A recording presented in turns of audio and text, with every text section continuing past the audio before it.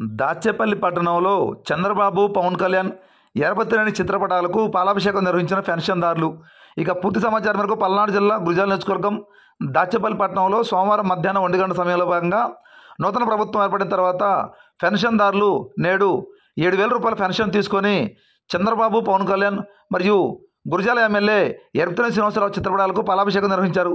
ఈ సందర్భంగా పెన్షన్దారులు మాట్లాడుతూ గత ప్రభుత్వంలో వాలంటీర్లు వచ్చి తమకు పెన్షన్ అందించేవారని, ఈ ప్రభుత్వంలో సచివాలయ వ్యవస్థ ద్వారా తమకు పెన్షన్లు అందించారని, అంతేకాకుండా తమ ఇంటి వద్దకు వచ్చి పెన్షన్లు అందించడం, అలానే 7,000 రూపాయలను తమకు అందించిన క్రమంలో పాలాభిషేకం నిర్వహించినట్లుగా పెన్షన్దారులు మీడియా పూర్వకంగా తెలియజేయడం జరిగింది.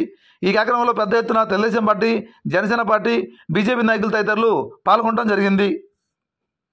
పింఛన్ ఇచ్చే అవకాశం ఉన్నా కూడా ఇవ్వకుండా సచివాలయ సిబ్బంది ద్వారా ఈరోజు ఎట్లాగైతే జనాలకి ఈ విధంగా ఇంటింటికి తిరిగిస్తున్నారో అవి ఇవ్వకుండా కేవలం ఓట్ల కోసం వాళ్ళని ముప్పు తిప్పలు పెట్టుకుంటూ ఎండల్లో అల్లాడిస్తూ ఎంతో నరక యాతన చూపించారు.